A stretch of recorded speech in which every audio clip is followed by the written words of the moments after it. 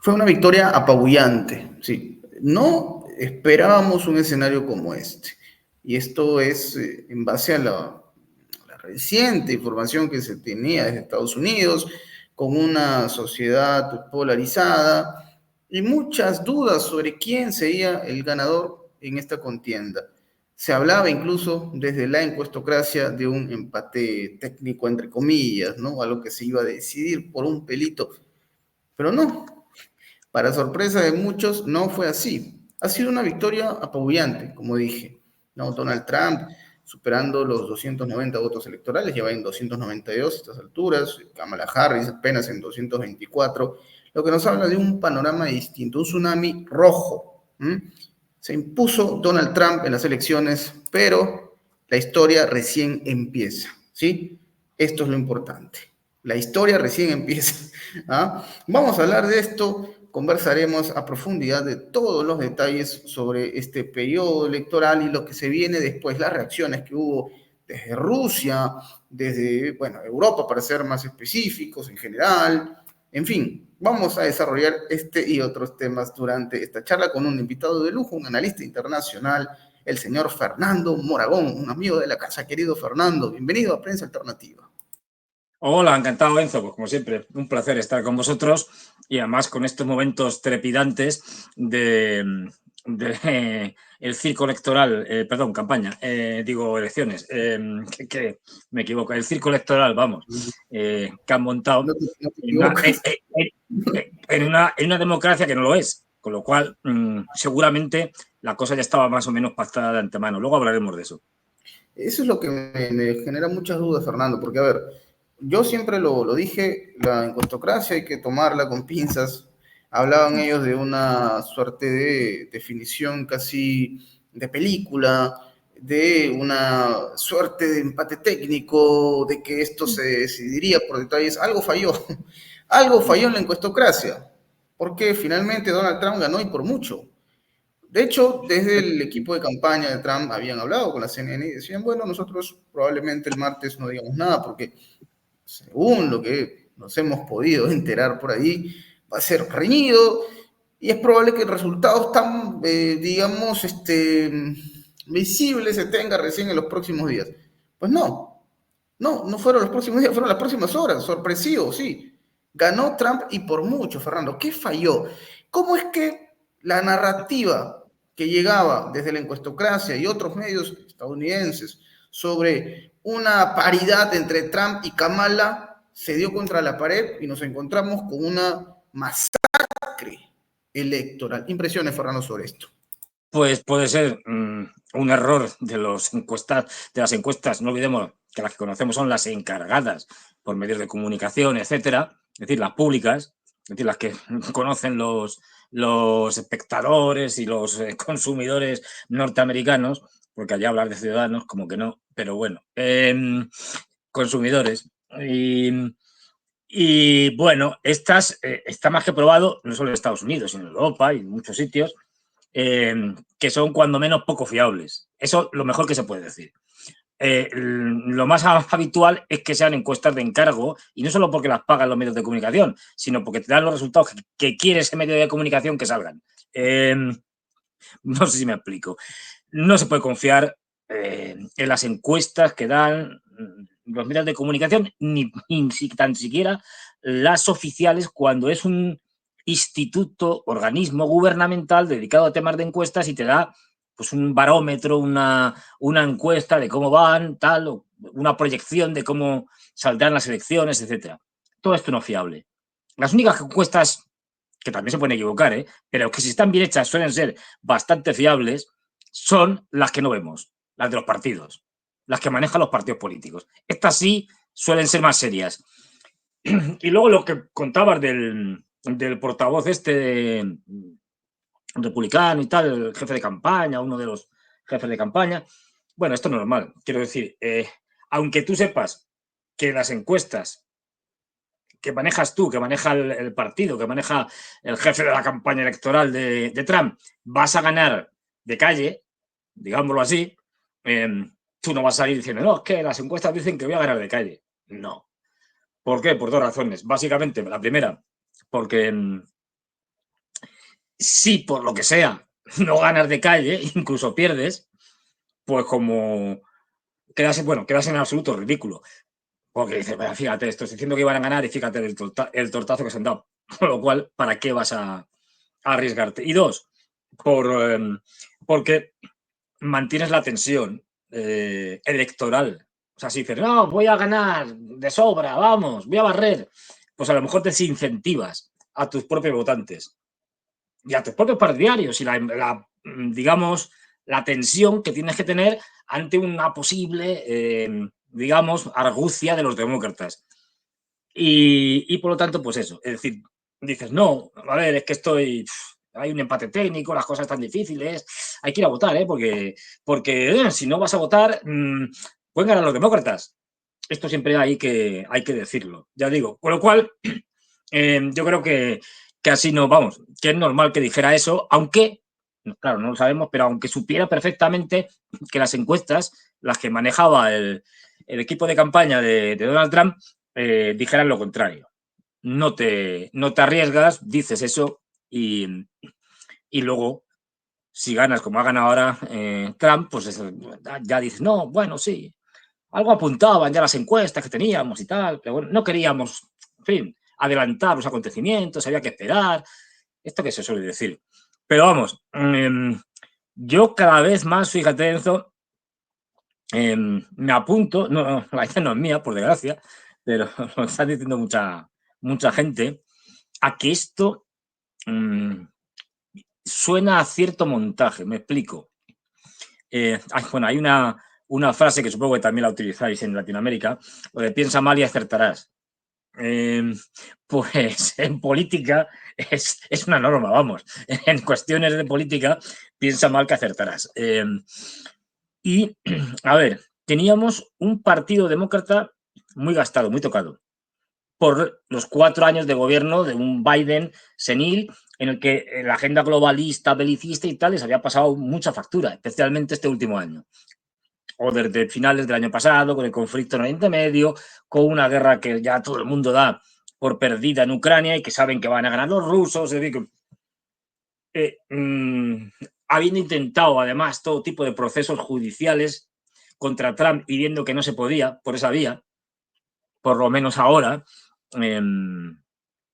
yo creo que el Partido Demócrata se ha visto superado por los acontecimientos, de ahí bueno, la improvisación absolutamente manifiesta y desastrosa de, uy, que ahora nos damos cuenta de que nuestro candidato, que es el actual presidente, Joe Biden, resulta que ya está tan mal de la cabeza que no lo podemos presentar y hacemos una maniobra absolutamente esperpéntica para montar un debate preelectoral, esto no se había hecho nunca, es decir, siempre se hace un debate cuando ya la convención demócrata y la republicana han elegido candidatos, ahí es cuando empiezan los debates. Pero hacer un debate con un, digamos, precandidato o algo así, esto no había sucedido nunca. Y es a petición de los demócratas.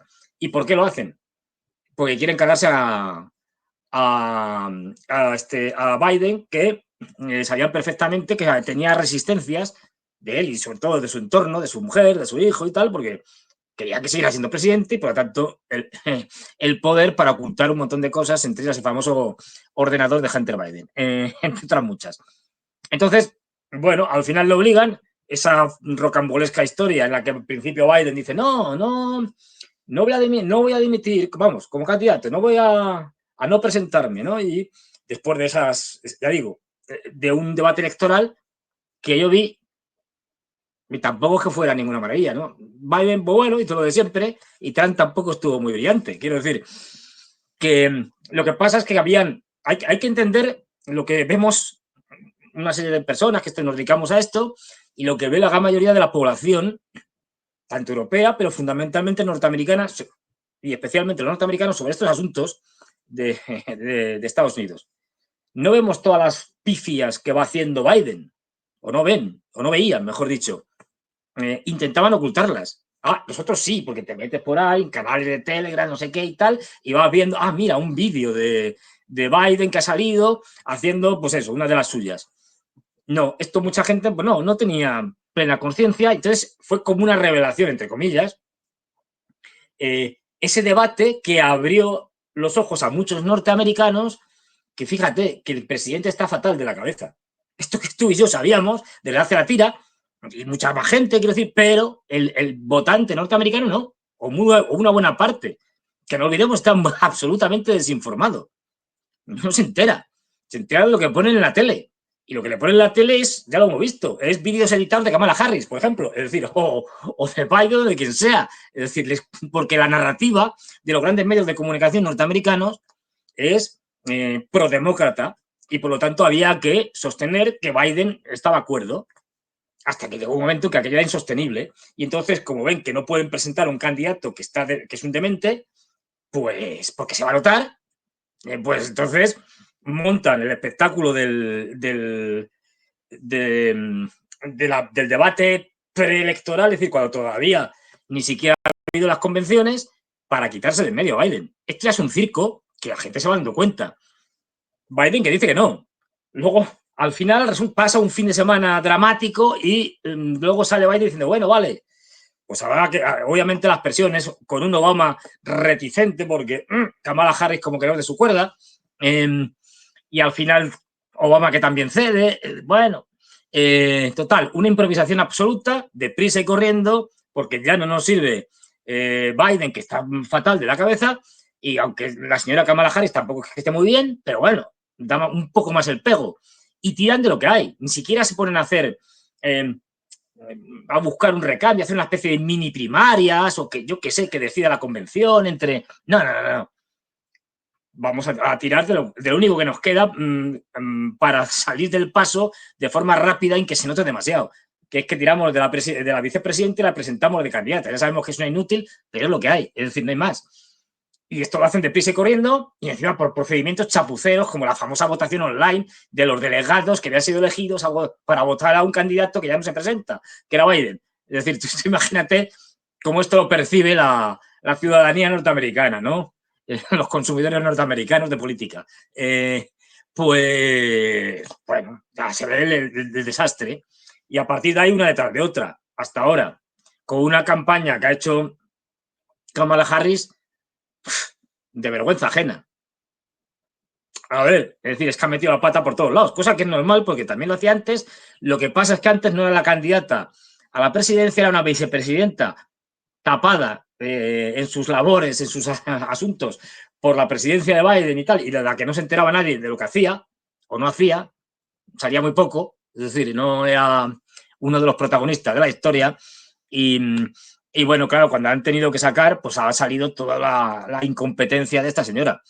Claro, es que Trump en esto ha tenido mucha suerte, pues se encuentra con un presidente que ya está completamente ido y que va por ahí andando, pues eso, es decir, sin rumbo, nunca mejor dicho, y no se sabe dónde va a ir en cada momento porque se va por cualquier lado y se queda absolutamente pasmado así, con una cara durante segundos, a veces minutos, sin saber qué hacer, rígido. Pues claro, esto ya no... o sea, y ante eso, y Kamala Harris, una señora que, como ya sabemos, no da mucho de sí y parece ser que tiene ciertos problemas con ciertas bebidas, pues, claro, es que Trump dices, hombre, es que no es un lumbreras. Pues no, la verdad es que tampoco es, para premio Nobel no es, salvo de la paz, que suelen ser belicistas y suele ser gente bastante impresentable como Obama y tal. Entonces sí, a los belicistas ya sabes que se les recompensa con el premio Nobel de la Paz, como a Menachem Begin en su momento, etcétera, etcétera. Es decir, hay una lista de premios Nobel de la Paz de lo más curiosa. Pero vamos, quitando esto, claro, dices, bueno, pues claro, es que Trump, que no en, vamos, que hubiera perdido contra, imaginemos, bueno, no digamos contra Kennedy o contra Eisenhower o contra Roosevelt o cualquiera, vamos, eso hubiera sido impensable que un Trump o contra Nixon. Es decir, no, porque no, es, ya digo, muy brillante, hace muy bien, se comunica muy bien, tiene mucho tirón desde el punto de vista comunicativo y de la comunicación con masas y tal, ahí se desenvuelve bien, pero brillante no es. Es decir, bueno, claro, lo comparas a Trump con estos y dices, joder, claro, es que es Albert Einstein. Claro, si lo comparas con lo que había y con lo que hay, bueno, con lo que había, porque Kamala Harris es la vicepresidenta, es decir, con lo que había vicepresidente y la vicepresidenta eran o sea, lo peor de lo peor. O sea, yo no recuerdo un presidente, por lo menos en el siglo XX, ya en el XIX ya me pierdo, pero un presidente de Estados Unidos en estas condiciones absolutamente lamentables, que ya es que, bueno, que se va cayendo por los lados, es decir, que dice barbaridades, que dice tonterías, que se inventa las cosas, que se queda, pues eso, pasmado delante de los micrófonos, que le tienen que ir dando cartelitos diciéndole cosas, acordaros de aquella famosa cartelito que pudieron coger algún medio de comunicación y tal, y lo filmaron, ¿no? Donde venía, entre usted en la sala, así, entre usted en la sala, diríjase a la mesa tal, número, la que fuera, coja la silla, siéntese, acérquese a la mesa, coja la servilleta, mire la pantalla de vídeo, ahí saldrá un señor hablando de no sé qué, quédese mirando atentamente y después, cuando termine, diga lo siguiente, pum, pum, lo ponéis, no diga más, salude, se levanta y se va. Es decir, es que un niño de 5 años no le tienes que dar tantas instrucciones, muchas menos, para que haga lo mismo. Entonces, claro, ante ese espectáculo cotidiano, sí, yo creo que lo que ha habido es decir, el Partido Demócrata está quemado.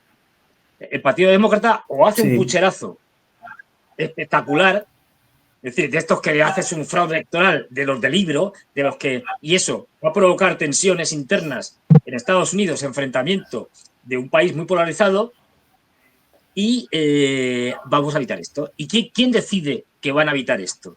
No son los demócratas, que quieren ganar. No.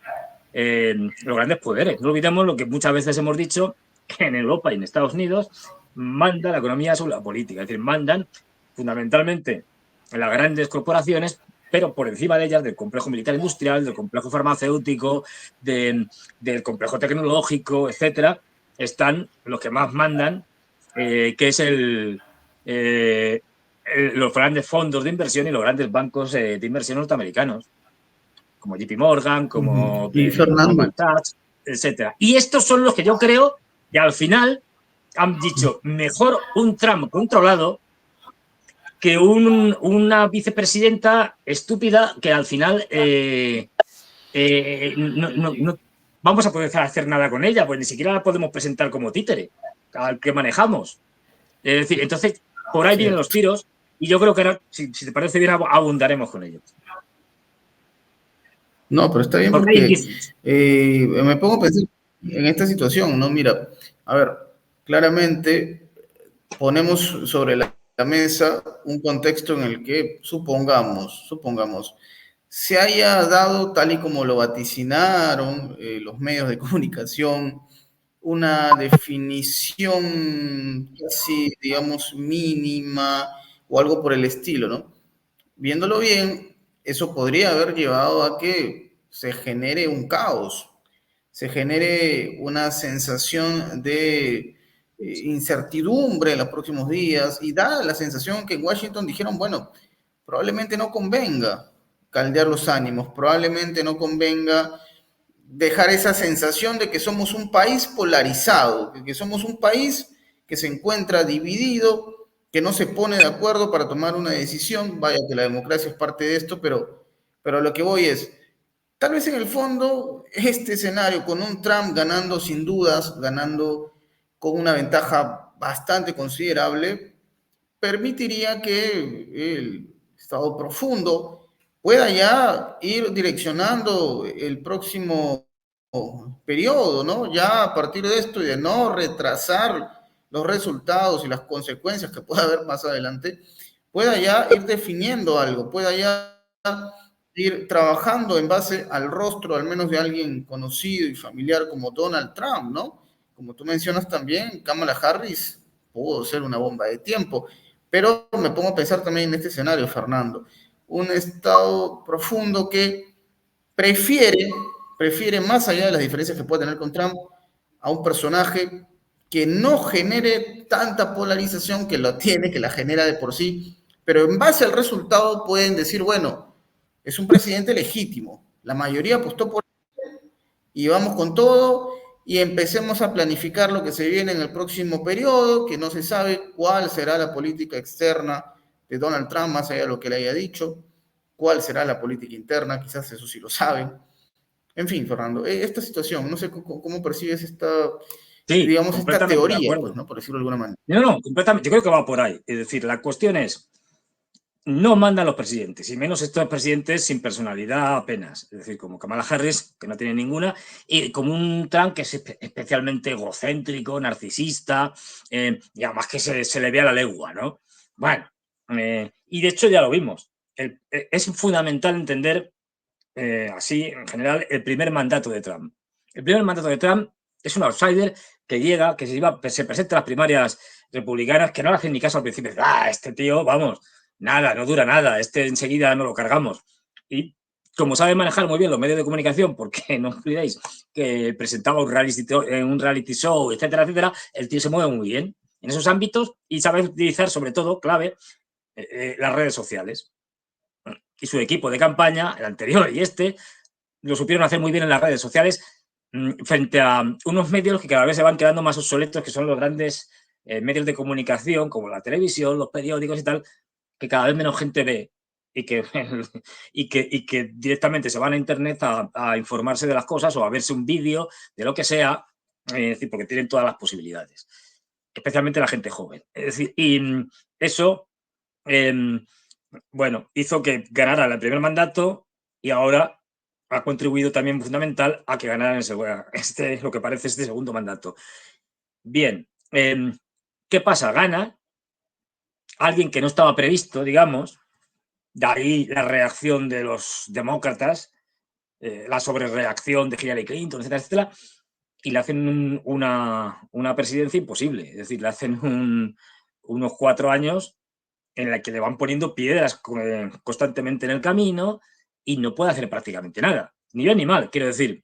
Realmente, porque puede hacer muchas cosas mal, ¿eh? O sea, vamos a ver, tampoco creamos que Trump, que nos lo presentan ahora en muchos medios, ¿no? Poco menos que como el salvador de la humanidad frente a los globalistas chiflados, transhumanistas que quieren, de Davos, que quieren convertirnos a todos, pues eso, como diría su jefe, el de Davos, gente que seremos felices pero no tendremos nada.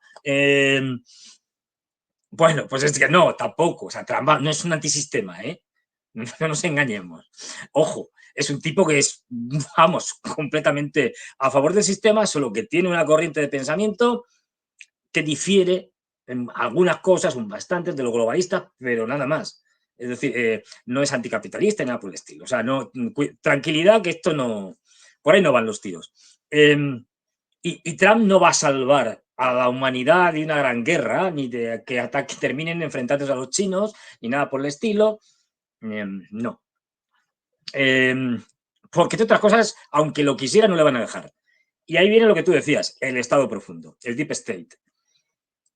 El Estado profundo, que como ya sabéis, son la tupida red de grandes altos funcionarios no elegidos que siempre están, digamos, controlando los grandes aparatos del Estado, del Departamento de Defensa al Departamento de Estado, pasando por la CIA, el FBI, todas las grandes, los 13 o 14, pues tienen muchos, agencias, digamos, de inteligencia que tienen los norteamericanos.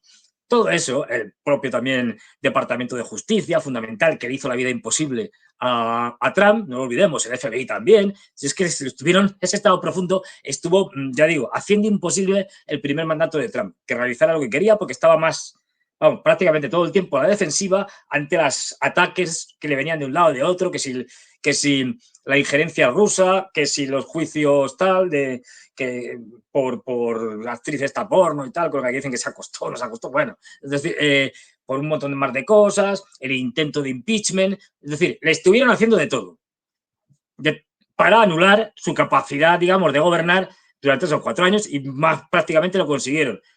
Sabemos perfectamente que la idea original de Trump era cargarse la OTAN, porque lo veía como algo, además en eso tiene razón, algo inservible, que ya no, como es disfuncional, como no sirve para nada, pues ¿para qué voy a estar pagando algo inservible?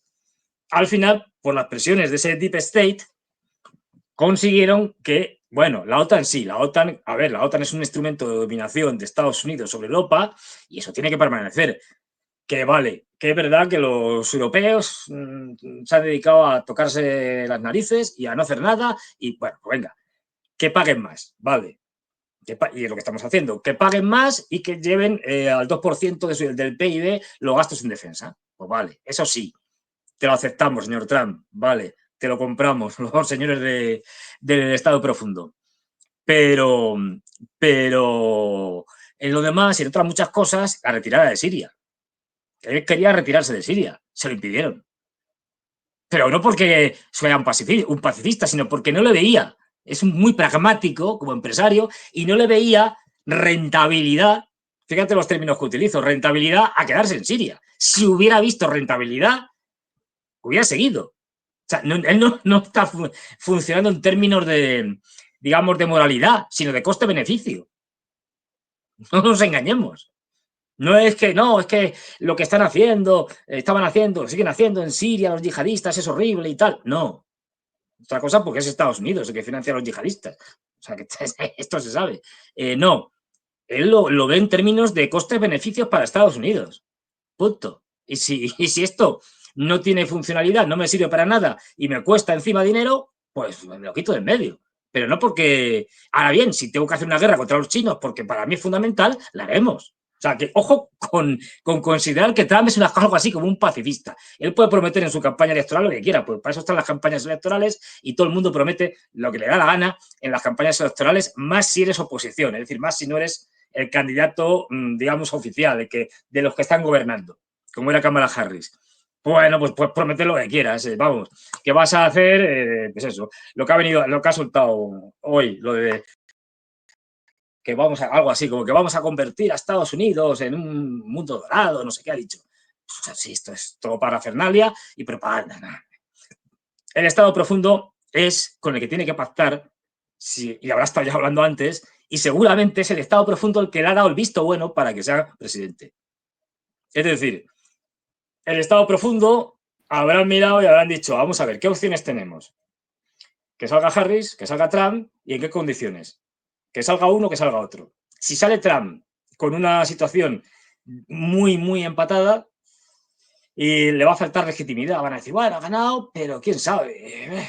Teniendo en cuenta que cómo funcionan las máquinas estas de votos, es decir, bueno, se discutiría. Con lo cual, si gana Trump, tiene que ganar, digamos, de manera solvente, no por 4 votos en 3 estados de estos bisagra, ¿no? De los que caen de un lado y de otro. Si ganaba Kamala Harris, vamos a ver, tenemos un problema. Tenemos una sociedad fragmentada. Fundamentalmente, no solo, pero fundamentalmente fragmentada por los votantes de Trump.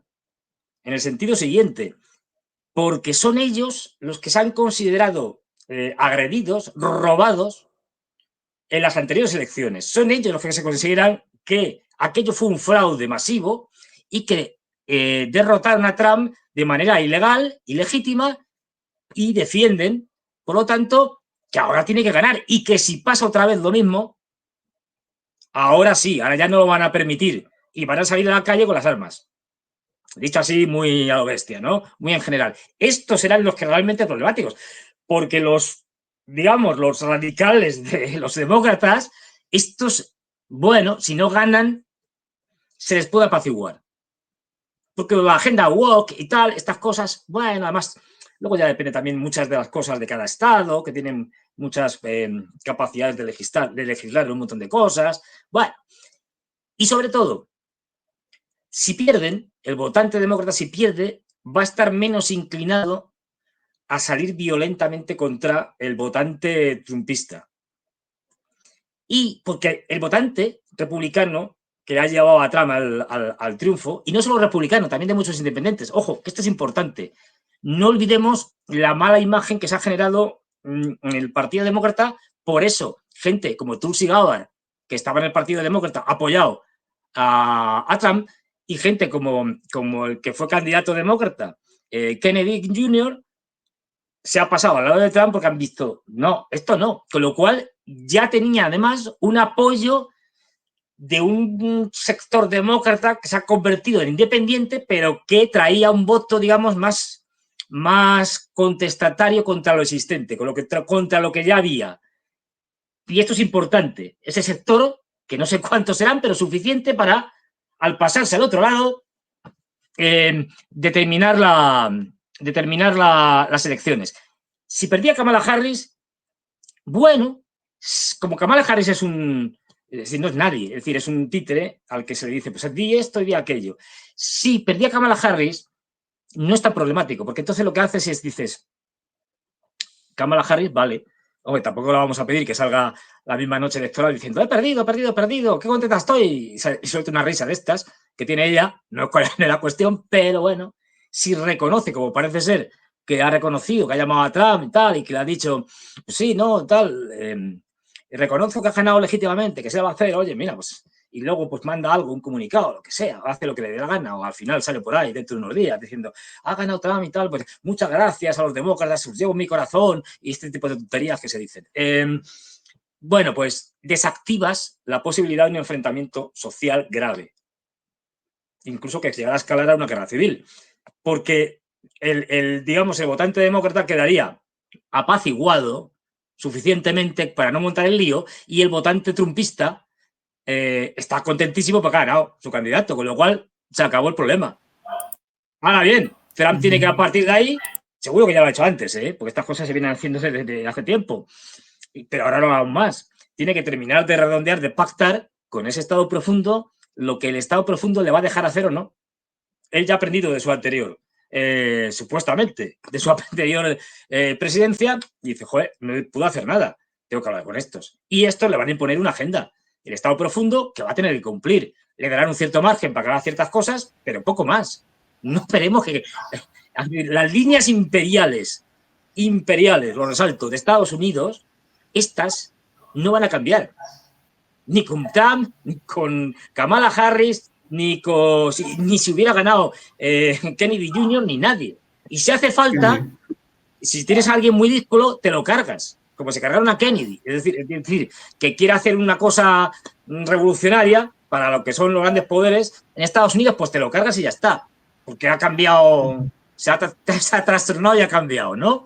Hacia posiciones que no son las que quiere el Estado profundo, ni las que quieren el complejo militar, ni los financieros, etc. Y esto es lo que vamos a ver. Un Trump que le van a dejar hacer ciertas cosas y otras no. En otras va a ser continuista. Porque el Estado profundo se lo va a imponer. Por eso digo que cuando ves las reacciones, es decir, una Kamala Harris que por el momento parece que no sale. O sea, si esto no hubiera estado pactado, Kamala Harris hubiera salido en la misma noche electoral, cuando ya se veía que ganaba Trump, diciendo, no, esto ha sido un robo, esto ha sido un fraude, esto han hecho, bueno, lo que sea. Y hubiera lanzado una arenga para movilizar a sus bases sociales que se lanzaran al ataque y que se enfrentaran allí, montaran el lío, porque no tenía nada que perder. Es decir, porque ya supuestamente habría perdido las elecciones, pues entonces declaro que esto ha sido un robo, y entonces enfrento a mis seguidores contra los trumpistas. Y ya a partir de ahí, no veremos que sigo estando en el poder, sigo siendo la vicepresidenta, y puedo empezar a manipular cosas de tal manera que empiezo a hacer impugnaciones en distintos estados, metido además una cosa que va a desacreditar mucho el proceso, por eso el Estado profundo no lo quería, porque ya vio lo que pasó con Al Gore y Bush hijo, de impugnaciones, de recuentos, de revisiones que pueden durar meses, y bueno, no queremos eso. Es decir, por lo tanto, Kamala, que no es nadie, que es un títere, es decir, pues va a hacer lo que nosotros le digamos. Y, oye, Kamala, mira, vas a perder y cuando pierdas, pues en vez de lanzar a la gente a la calle, que es lo que hubiera hecho Trump, lo que porque me han robado las elecciones, pues tú vas a ceder y vas a decir que no, bueno, ¿qué se va a hacer? Esto es un poco. Fernando, y esto, por ejemplo, ¿qué podría, digamos, provocar de cara al proceso de transición? Para poner en contexto al público, hace minutos nada más, justo lo que tú decías, salió a hablar Kamala Harris mientras tú y yo conversábamos. Sí. Dice ¿Qué ha dicho? que acepta los resultados de las elecciones, ¿no? Puntualmente, aceptamos los resultados de las elecciones. El resultado no es el que esperábamos, es lo que dice Kamala Harris, que luchó para esto, ¿no? Pero que, bueno, así son las cosas, ¿no? Finalmente dice que no va a renunciar a luchar por el futuro de los Estados Unidos, Bueno, sin que esto signifique desconocer los resultados. Pero ella dice puntualmente, aceptaremos los resultados y vamos a generar una sensación de paz y la transición será pacífica, ¿no? Es lo que dice Kamala Harris. Y yo me pongo a pensar, Fernando, en este periodo de transición, porque claro, si es que entendemos que ya se asumía esta victoria de Donald Trump, nos ponemos a ver esto, ¿no?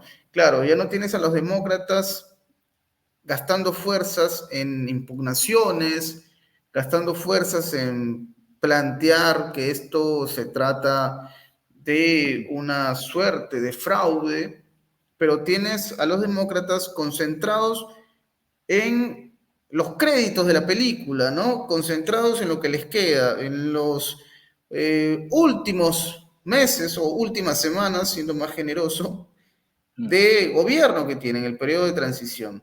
¿Qué te hace pensar, Fernando, este periodo que, insisto, puede darnos muchas sorpresas de cara a enero del próximo año, Fernando? ¿Qué impresiones surgen? efectivamente, puede darnos sorpresa porque, ya digo, en Estados Unidos mucho me temo que la cantidad de improvisación que tiene el gobierno actual es grande y con lo cual pues eso hace que pueda pasar un montón de cosas. Y además hay que tener en cuenta que ellos no están solos en el mundo, que en el mundo están pasando muchas cosas, hay muchos actores que estaban pendientes de lo que pasaba y que luego, si es el caso, hablaremos, y que por lo tanto van a ser, y que siguen con sus propias dinámicas, como es el caso de la guerra de Ucrania, y como iremos viendo hasta en este noviembre, el ejército ucraniano ya ha colapsado en el sur de Donetsk y esto va a ir a peor. Con lo cual, eso también va a influir eso, lo de Oriente Medio, un montón de cosas más, sigue su dinámica. Los señores Netanyahu habrá dicho, bueno, ya, vale, he cumplido más o menos lo que me había pedido y tal, de que no atacar antes de las elecciones para no montaros un lío, tal. Bueno, pues ya mano libre, no lo sabemos, vamos a ver qué le dicen o qué no le dicen. Oía, por cierto, esto, un pequeño apunte, a pie de página, oía hoy un pequeño fragmento de un discurso de Hassan Nasrallah, no sé de cuándo era, pero que decía una cosa interesante, sobre todo porque lo dice alguien que supuestamente sabía bastante de esto, ¿no? Antes de que lo asesinaran, de que lo mataran en la guerra. Bueno, y decía una cosa interesante, te digo, porque lo sabía alguien que tenía un buen conocimiento del enemigo. Y decía, la gente suele pensar que es el lobby sionista el que de alguna manera manda sobre Estados Unidos y le obliga, entre comillas, a hacer lo que quieren. Lo que quiere este lobby sionista, ¿no? En favor del Estado, que no se puede pronunciar. Impronunciable. Pero eso, decía Hassan Nasrallah, eso no es verdad. Están equivocados. Es al revés. Esto lo decía Hassan Nasrallah y está por ahí, ¿eh? Es al revés. Es Estados Unidos quien controla ese portaaviones que conocemos con el nombre impronunciable. Es decir, que hay en Oriente Medio. Eh, son ellos los que utilizan más a los otros que los otros a ellos. Y que en esto son herederos, dice Hassan Nasrallah, de la política que tenían los británicos con respecto a Oriente Medio y que utilizaban, digamos, al sionismo como instrumento primero para influir en Oriente Medio y tal, y luego, una vez que se crea el Estado impronunciable, para utilizarlo para controlar pues eso, las situaciones en Oriente Medio a través de guerras, de un montón de cosas. Esto lo dice Hassan Nasrallah. Bueno, si lo dice él, puede que tenga razón. Es decir, porque ya digo, no era un desconocedor del tema, sino todo lo contrario. Tenía buena información. Y esto aparte, que si no me enrollo. Lo que me decías, claro, es que la transición, yo creo, pues ya digo, hay un componente de impredecibilidad debido a que tienen que andar sobre la marcha haciendo cosas, improvisando, y esto siempre te lleva a que tomes, bueno, decisiones equivocadas muy fácilmente, etcétera. Pero no creo que vaya a haber grandes problemas una vez que Kamala Harris ya ha dicho, bueno, hemos perdido y tal, ¿qué se le va a hacer? Bueno, pues os agradezco mucho y tal, el voto, vamos a seguir luchando y tal. Todas estas tonterías que se dicen cuando pierdes. Y para animar al personal y estas cosas, ¿no? Pero seguiremos ahí y tal. Bueno, ¿qué vas a seguir si nunca has estado? Es decir, que bueno, estas son esas cosas de, claro, no, por favor. Pero bueno, la gente se lo cree y ¿qué se le va a hacer?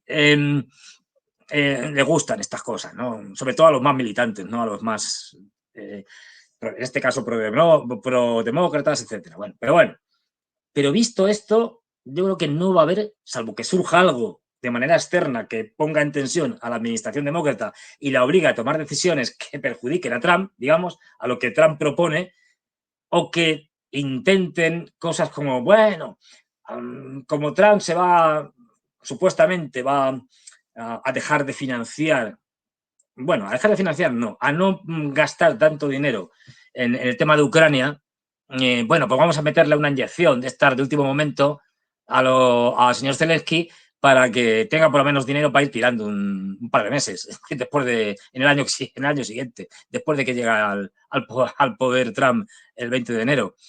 Bueno, cosas de estas que tampoco serían tan graves, o sea, son gestionables, y yo creo que no va a haber grandes problemas, ya digo, siempre con esa incertidumbre que de estos momentos. Y yo lo que creo es que ya está la cosa más o menos pactada, y lo que vamos a ver es un Trump bastante distinto. Ya digo, le van a dejar hacer ciertas cosas, otras no, y ahí va a tener que modular su discurso.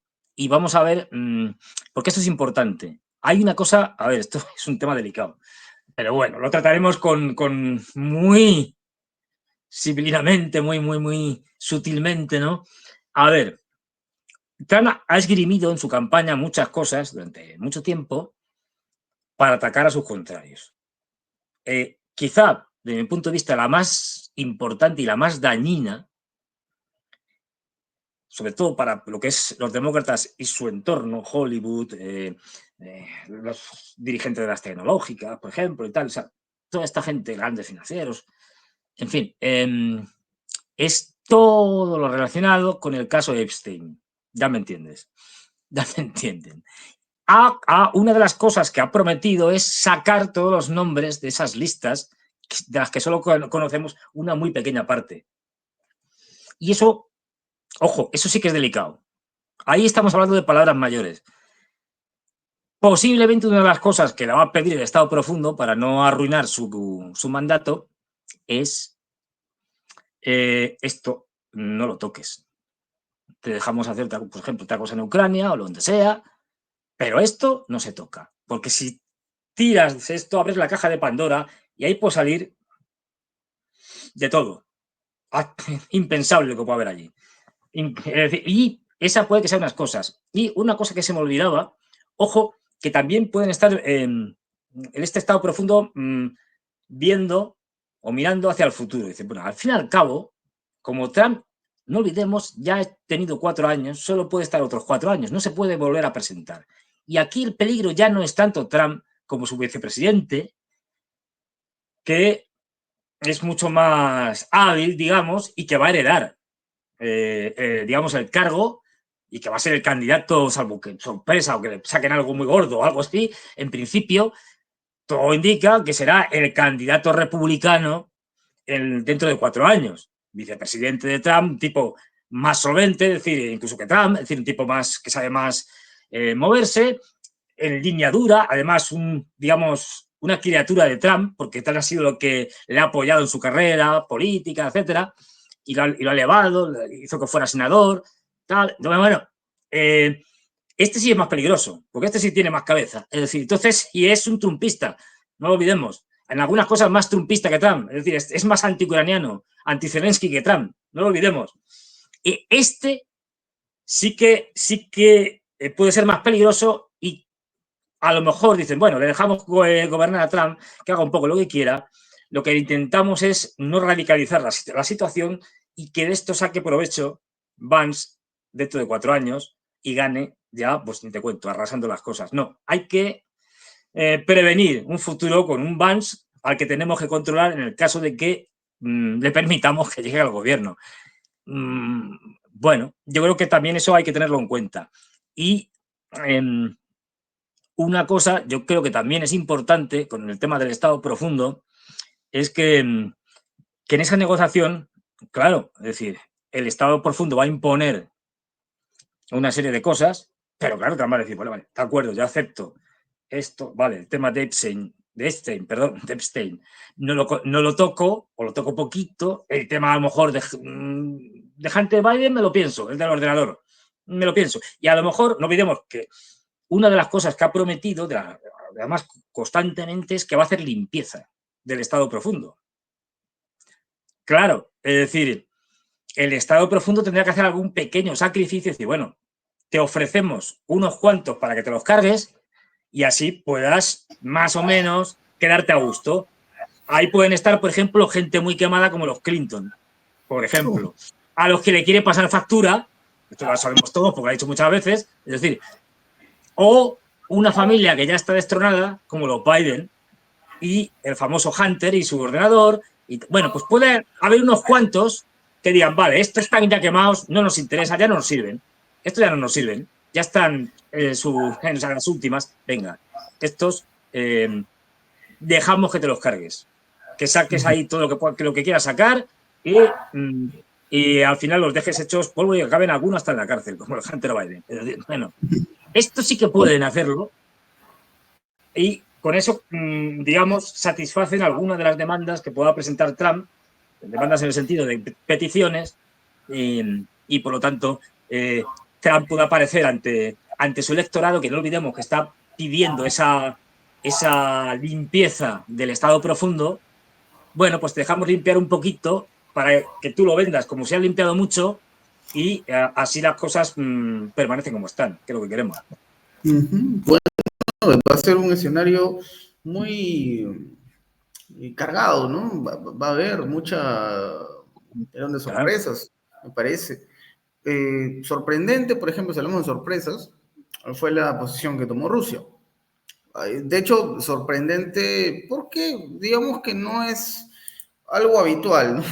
O sea, vamos, gana Donald Trump y lo que uno esperaría es un mensaje casi enteramente objetivo por parte de Rusia, ¿no? Una especie de felicitación o algo por el estilo, pero en Rusia han tomado esta victoria de Trump con ciertas observaciones, ¿no? No cuestionando su triunfo, porque vale decir que muchos líderes de América Latina que no son precisamente alineados al trumpismo, ni son alineados al camalismo, entre comillas, salieron a reconocer la victoria de Trump, ¿no? Como el señor Gabriel Boric, quien en su momento puso una serie de interrogantes en el caso de Venezuela, ¿no? Y lo dejo ahí picando para que la gente saque sus conclusiones. Pero, por ejemplo, en Rusia, más que felicitar a Trump, han hecho saber que van a mirar con detenimiento cuál será su rol en los próximos meses respecto a los asuntos que le competen a Rusia también. O sea, para ser precisos, no hay una felicitación como tal, hay un llamado, un mensaje que dice básicamente, nosotros entendemos cuál es la postura que tiene Estados Unidos y desde luego a partir de eso vamos a seguir con detenimiento qué es lo que hay detrás. ¿Por qué? A ver, para ser más exactos incluso con la información, ¿no? Porque de eso se trata. Dmitry Peskov, por poner un caso puntual, que es portavoz de la presidencia, habla mucho sobre algún plan que hay por parte del Kremlin para felicitar a Trump. Lejos de eso, lejos de anunciar algún mensaje, entre comillas, conciliador, Peskov habla de un hostigamiento muy frecuente por parte de Estados Unidos y que eso los lleva, entre otras cosas, a no reaccionar como lo pudieron haber hecho con otros países. A ver, Fernando, ¿qué hay sobre esto? Porque la impresión que tienen muchos es, bueno, ganó Trump, Vladimir Putin lo celebra, pero lo celebra, digamos, detrás del telón, ¿no? Se habla de una buena relación entre ambos, pero que no se intentará reconocer públicamente. ¿no? Quizás era el momento que muchos esperaban, un Vladimir Putin llamando a Trump, felicitándolo por la victoria, algo que no ha pasado y que según indica Peskov, difícilmente pase, difícilmente pase. Quizás Rusia tiene otros planes. Pero ¿qué hay sobre esto? A ver, ¿cómo Rusia va a tomar este futuro? ¿No? Desde luego, ya en Rusia lo han advertido muchas veces, han dicho, bueno, sea Kamala Harris, sea Donald Trump, sabemos que la política exterior estadounidense no se rige por la posición que puedan tener uno u otro candidato, ¿no? Pero ¿qué le espera a Rusia, Fernando, a partir de esta victoria de Donald Trump para ti? Hombre, yo creo que el mensaje ha sido bastante conciliador. Entre otras cosas porque lo suelta Peskov. Es decir, y Dmitry Peskov no es precisamente dentro del establishment ruso, uno de los radicales a favor de una guerra total contra Ucrania, para que me entendáis. Más bien lo contrario. Pero otra cosa es que hay un discurso oficial que hay que seguir, porque es el discurso oficial. Pero bastante conciliador lo que han dicho.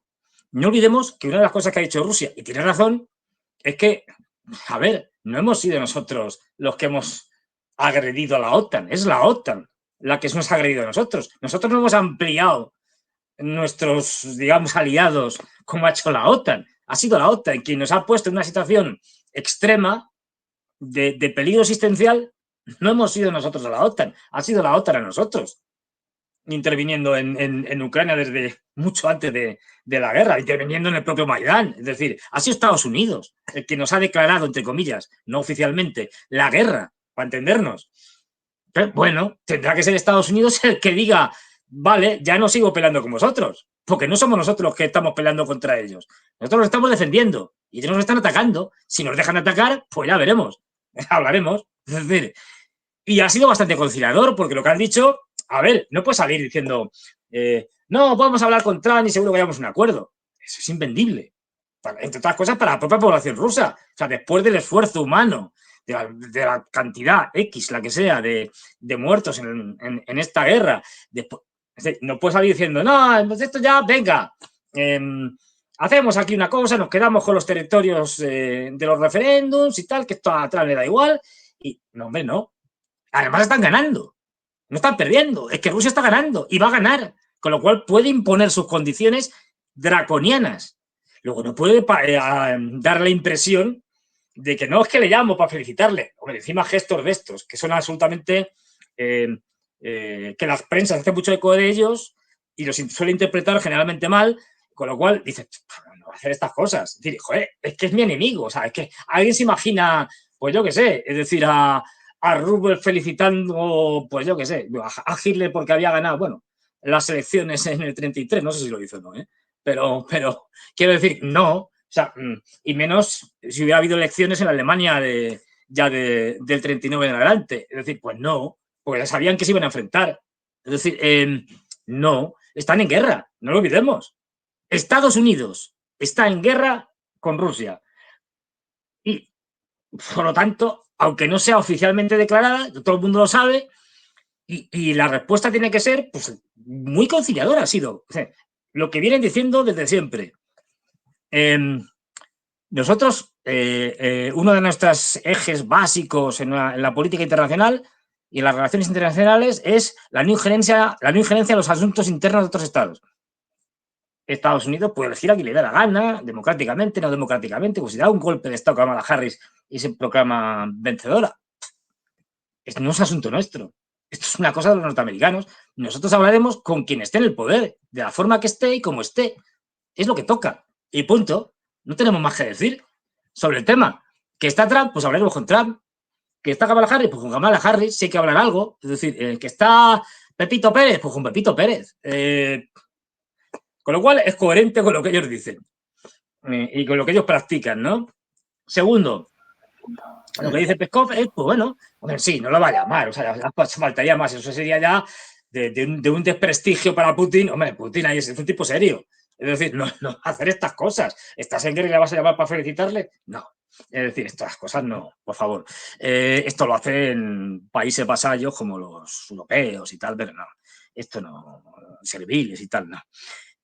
Por otra parte, ya digo, tiene que dar, es decir, él está ganando y tiene que dar una respuesta dura. Esto si hubiera sido cualquier otro, que no fuera Putin, en Rusia, hubiera hecho muchas cosas antes, pero hubiera dado una respuesta mucho más gorda y más dura. Es decir, desde hace mucho tiempo. Putin es muy moderado, extremadamente moderado.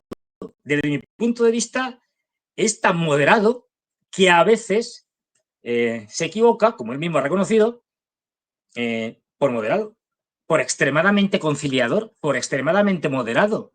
Y lo que le están pidiendo la sociedad rusa ahora, y no solo la sociedad rusa, sino también la mayor parte del establishment ruso, de los que gobiernan, tanto del poder económico como el poder político, es que sea duro, no que sea blando, que no sea entreguista. Luego no tiene más remedio que adoptar una postura que, ya digo, que no es de máximos, porque podría poner una postura, se ciñen a los puntos que en última instancia Putin dio en junio, cuando la famosa cumbre esta de Suiza, la parodia esta de cumbre que hizo Zelensky, de la paz, que bueno, aquello fue un circo. Entonces Putin encima se lo ahogó aún más, porque el día anterior que se iba a celebrar ese fin de semana la cumbre, sacó una serie de puntos diciendo, esto es lo que nosotros estamos dispuestos, el punto de partida nuestro para negociar. Esto es irrenunciable. Y sacar una serie de puntos. Bastante razonables y bastante moderados. O sea, no pide que le entreguen Europa ni nada por el estilo, quiero decir. O sea, pide cosas muy sensatas, teniendo en cuenta que ya estaba ganando clarísimamente. Pero bueno, y lo que dice ahora es de, bueno, no, mire usted, nosotros no estamos en contra de hablar. Son ustedes los que les toca ahora hablar. Son ustedes los que han roto relaciones con nosotros. Tendrán ustedes que tomar la iniciativa, no nosotros, que encima estamos ganando la guerra. Pero hablar, estamos dispuestos a negociar. Eso sí, hay cosas, esto se sobreentiende, pero hay cosas de las que no podemos ya renunciar. Nosotros estábamos dispuestos a hacer unas concesiones extraordinarias, y es cierto, cuando las primeras reuniones que hubo en Bielorrusia, después del inicio de la operación militar especial, y posteriormente las de Ankara. Estábamos dispuestos a casi todo, menos a ceder Crimea y el tema de las repúblicas de Donetsk y Lugansk. Bueno, ahora bien, el conflicto, como lo han dicho muchas veces, que tampoco es nuevo, ha ido avanzando y se ha ido desarrollando de una determinada manera. Y, mire usted, ya las condiciones iniciales ya no sirven. Ya mínimo tenemos que partir de las condiciones de septiembre del 2022, cuando se hacen los referéndums. Y eso significa que por lo menos, como mínimo, en el tema territorial, como mínimo, pues las regiones o las repúblicas populares, es decir, de Lugansk y de Donetsk y las regiones de Zaporilla y Gerson, la parte que está en manos de los rusos como la parte que está en manos de los ucranianos, todo eso tiene que pasar a nosotros porque hemos hecho unos referéndums y esto ya es Rusia. Desde el punto de vista ruso y de su legalidad, eso ya es Rusia. Además, aprobado por unos referéndums de forma masiva. Puedes estar a favor de ello, en contra, te lo puedes creer, no te lo puedes creer, da igual. Pero es lo que hay, es la posición rusa. Eso no se negocia. Es que vamos, sería lo último. Y encima es que está ganando. Es decir, es que sería de traca. Eso ni se toca. Igual que no se toca por lo que hemos iniciado la guerra. Que la guerra esta no la hemos iniciado para conquistar territorios. Que no es verdad. ¿Sabes tú? Los territorios que le hacen falta conquistar a Rusia, el país más grande del mundo. Si lo que, como si se llevara media Ucrania, seguiría siendo un punto insignificante en la geografía rusa. Es decir, es verdad que tienen elementos estratégicos, pero el gran elemento estratégico allí ya lo tienen, que era haberse quedado sin una salida al Mar Negro. En el momento que tienen Crimea, desde 2014, eso ya está solucionado. Ya tienen el famoso puerto de Sebastopol con la flota del Mar Negro de aguas calientes, que es la única que puede salir durante todo el año aguas no congeladas. Es decir, porque la del Pacífico y la de que tienen en Mummarx y tal, todas esas, bueno, pues en invierno tienen situaciones muy frías, digamos. Y eso era estratégico para controlar el Mar Negro y para desde allí poder proyectar su fuerza hacia el Mediterráneo, fundamentalmente hasta el Mediterráneo Oriental y a el puerto de Tartus en Siria. Es decir, eso ya lo tenían. Luego, Esto, desde 2014, como que ya no es una cuestión negociable, ¿no? A partir de ahí, lo que Rusia quiere desde el principio, y por eso negocian, es, y por eso hacen la operación militar especial, es justamente no un tema de territorio. O sea, a ellos les da igual. Lo que quieren es seguridad. Seguridad. No pueden permitir que la OTAN ponga misiles en Ucrania, como dijo en su momento Putin. Es decir, no, es una cuestión existencial. Yo no quiero territorios ucranianos. O sea, me da igual. Que ya tengo lo que quería, básicamente. No.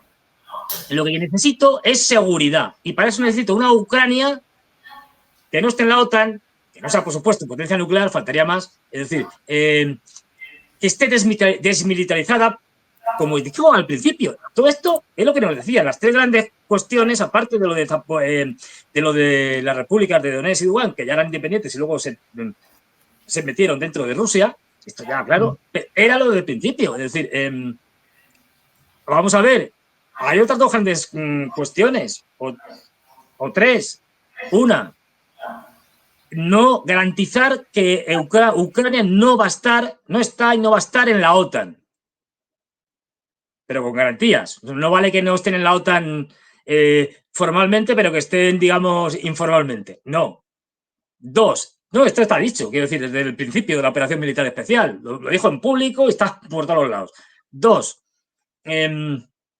desmilitarizar.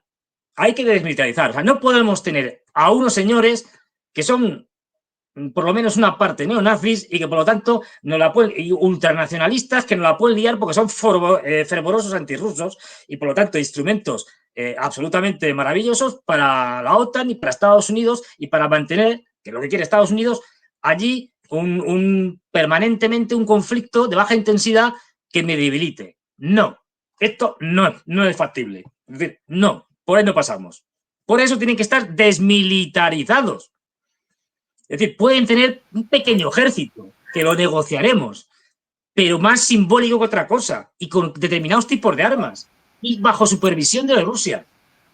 A partir de ahí, bueno, pues ya hablaremos. Y la tercera, que está justamente imbricada, es relacionada con la otra, la desnazificación, que esto se puede entender de muchas maneras, pero básicamente lo que sí que tienen claro es que desnazificar supone acabar con este gobierno. O sea, Zelensky no, gracias, o sea, no, este no, ponéis a otro, pero este no. Y acabar con esa élite que está en torno a Zelensky, su grupo, digamos, más cercano y tal, y de batallones como el batallón Azov, y todo esto tiene que desaparecer. O sea, esto se acabó. Ya veremos cómo lo hacemos desaparecer. Pero esto no es admisible. Que siga habiendo señores y la política que eso implica. Es decir, que también lo han dicho, es decir, de que prohibimos el ruso, de que perseguimos a la gente de habla rusa o que son rusófonos, esto sí tiene que acabar. Hombre, faltaría más. Esto no es negociable. Todo eso es lo que dijo Putin en junio, que volvió a repetir, que no es nada nuevo, que los viene diciendo desde el inicio de la operación militar especial. Lo ha dicho de diferentes formas y lo ha ido actualizando. Eso sí, con el tema de los referéndums, y ahora lo han vuelto a decir. Dice, a ver, si llegamos a unas futuras negociaciones con quien sea, será sobre la base de la situación en el terreno militar. Es decir, si hemos conquistado, pongamos por caso, pero yo qué sé, Kharkov, o hemos conquistado Dnipro o lo que sea, se lo vamos a devolver. O sea, será sobre las bases de lo que está pasando sobre el terreno, que estamos ganando. Y ganando por goleada. Entonces, a partir de ahí, lo que no vamos a negociar, o sea, lo que obviamente no van a hacer es si tienen una parte de Kharkov que en principio pues no entraría porque no entró en los referéndums y por lo tanto no es parte todavía de Rusia ni nada por el estilo, aunque lo pudiera ser, lo que no van a hacer es cederla así por las buenas. No, bueno, la parte de Kharkov que tenemos o la damos. No, eso ya lo hemos conquistado. Y nos ha costado sangre. Es decir, eso no lo vamos a ceder. Y si ahora en noviembre cae lo que sea, fuera de estas 4 antiguas provincias ucranianas, pues tampoco lo van a ceder. Es decir, quiero decir que van a hablar sobre la realidad que hay sobre el terreno. La realidad es una Ucrania que está colapsando y que cada vez cuesta más dinero. Y aún así, ya digo, son extremadamente generosos porque a partir de ahí dejan hacer lo que, bueno, es decir, podemos hablar. Otros pondrían condiciones muchísimo más duras que las que pone Putin, pero muchísimo más duras. Es decir, mira, del Dnieper hasta aquí se acabó. Y esto, porque voy a ganar la guerra, es decir, porque en el momento que deje de existir el ejército ucraniano se acabó y estamos en proceso de que deje de existir. En todo Claro, caso, lo único sí, que sí. tiene, lo único que va a poder negociar aparentemente Washington es con el propio Zelensky y con el régimen cómo se van a llevar a cabo las elecciones en Ucrania. Me da la No, a sensación, ver, me esto, a parece. ver, a Zelensky cuanto quieran quitárselo del medio se lo quitan. Esto no es problema. Estados Unidos, vamos a ver, por favor, si No sabemos hay cómo funciona forma, Estados Unidos. claro, no hay Como forma de si, que Estados Unidos pueda imponerle ahora mismo nada a Rusia, ¿no? Eso lo decimos porque Donald claro, Trump habla de acabar con la guerra y, de hecho, hace unos minutos, por ejemplo, felicitan desde la Rada Suprema a Donald Trump, ¿no? El claro, pues están muertos de vicepresidente, miedo. claro, el vicepresidente de la Rada, Alexander Korniyenko, habló hace unos minutos y dijo, entre otras cosas, ¿no? Que van a pedirle a Donald Trump que por favor ponga lo necesario para que el conflicto con Rusia termine. Lo ha dicho nada menos que el vicepresidente, el primer Claro, vicepresidente de la Rada Suprema, Alexander Korniyenko. Y bueno, es un momento, en verdad, Fernando, como dije al inicio del programa, es el inicio, ¿no? No se terminó un periodo electoral probablemente, pero es el inicio de otro capítulo, de un nuevo momento para Estados Unidos y el sí, sí, mundo. Mucho ojo con eso. Bueno, Fernando, hemos disfrutado este programa como siempre. gracias. Siempre contigo llegamos a conclusiones muy interesantes, querido Fernando, pero claramente, seguro, la audiencia se preguntará, ¿dónde más podemos encontrar a No, Fernando Mondragón? Aparte de Prensa Alternativa, por favor, cuéntanos cómo va esa agenda, querido Fernando. bueno, con mucho lío. Ahora, estos grandes sucesos hace que estemos, bueno, los que nos dedicamos a estas cosas, como yo, estemos desbordados, ¿no? Porque no tenemos capacidad para tanto. Pero sí, me podéis ver, me podéis soportar.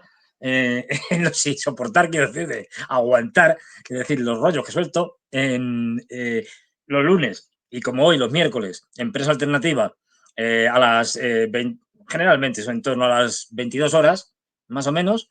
Puede haber alguna pequeña variación según las circunstancias, pero vamos, las 22 horas, hora de Madrid.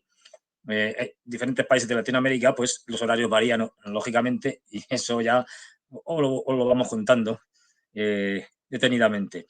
Luego, los martes, con Ariel Umpierrez, en el canal de Ariel Umpierrez, también a las 22, y a las 22 horas, hora de Madrid, y los jueves con Ariel y con Juan Antonio Aguilar, allí los tres, o sea, mañana, también a las 22 horas. Y luego, yo por mi cuenta de riesgo en el canal de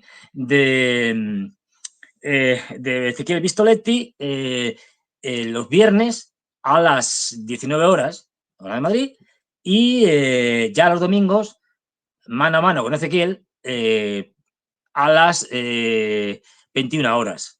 Y el sábado para descansar, de verdad, porque si no, madre mía. Es decir, pues ya sé. Si no, no llegas a Prensa Alternativa. A ver, no, y la gente de Prensa Alternativa también, que ha estado ahí trabajando con esto de las elecciones, que te demanda un trabajo enorme, porque tienes que estar ahí pendiente de unas cosas, que si uno dice que tal, que si ganan la noche electoral, muchos no habréis dormido prácticamente con el tema de, entonces bueno, debe haber cómo va el recuento, que si este estado cae del lado de uno, del otro, este estaba previsto que cayera, pero no cae, todas estas cosas, ¿no? Y al final es un trabajo tremendo, o sea que estos maratones electorales los dejan a todos diciendo, menos mal que solo duran una semana, que si duraran un mes nos quedábamos muertos aquí de agotamiento. Sí, claro, al menos la película aparentemente en Estados Unidos terminó más temprano que tarde, ¿no? Sí, Algunos sí, sí. preveían que todo duraría Final hasta el imprevisto. ¿Te acuerdas que imprevisto. decíamos, Sí, claro. que era obvia, que lo que podía pasar en Estados Unidos era imprevisible, que podía pasar de todo? Pues efectivamente, nadie Es, preveyó, o la mayoría no preveíamos, un final tan pacífico por el momento. claro, A lo tan, mejor no lo es tanto, quién sabe. claro, también de repente nos están guardando un as bajo la manga, pero lo que ¿Quién sé sabe? es verdad es que el jueves, perdón, hoy miércoles, el miércoles, Sí. en la madrugada de Perú al menos, en la mañana de España, entiendo, ya se sabía que Donald Trump era el próximo presidente de los Estados Unidos, insisto, si nada raro pasa, de acá a enero del 2025. Pero fue bastante holgada la diferencia, ¿eh? Y de eso seguramente van a tener que dar muchas explicaciones desde The New York Times, The Washington Post y otros medios que estuvieron supuestamente sondeando cómo se resolvería el asunto. En fin, la situación es esa. Donald Trump es el próximo presidente de los Estados Unidos, su segundo periodo, último obviamente, por temas constitucionales, pero ojo con lo que pueda pasar de aquí a enero. ¿Ah? Y Fernando, tú mismo lo remarcas, Estados Unidos es el paraíso de lo impredecible, por decirlo de cierta Sí, manera. ¿Ah? mira, Pueden pasar muchas cosas. esa frase me la quedo. Me ceden los derechos de autor y me la quedo. El paraíso de lo impredecible. Me Todo gusta. tuyo, todo tuyo. Sí, sí, sí, es lo que va a pasar a enero. Uf, podrían pasar muchas cosas. ¿Ah? Muchas cosas, sobre todo ahora que Irán Muchas. también Y van a se ha pasar, pronunciado seguro. bastante. Sí, seguro que sí. Estaremos ahí a punto de, iba a decir algo inapropiado, estaremos a pie de cañón para Sí. poder hacer estas coberturas y explicarle al público, ¿no? Cómo se va a resolver el asunto en Washington y, por supuesto, en Europa, que es de mucho interés del público también, en Oriente Medio y sobre todo en América Latina, porque también se observa con mucho detenimiento la llegada de Donald Trump desde nuestra región, hay que decirlo, porque posiblemente se vea una versión de Trump, quizás, espero equivocarme, más agresiva con América Latina. Espero equivocarme. Pero bueno, Fernando, hemos disfrutado esta conversación, te agradezco por tu tiempo y vamos a colocar en la descripción del video la información, los enlaces para que el público pueda acceder a los programas en los que aparecen, los canales hermanos de Prensa Alternativa en los que apareces. Y no se olviden, lunes y miércoles tenemos a Fernando Moragón en nuestro espacio. Fernando, te mando un super abrazo, ¿eh? Cuídate mucho, al público también. Igualmente. Un abrazo, Adiós. gracias a todos. Hasta luego. Gracias. Hasta la próxima.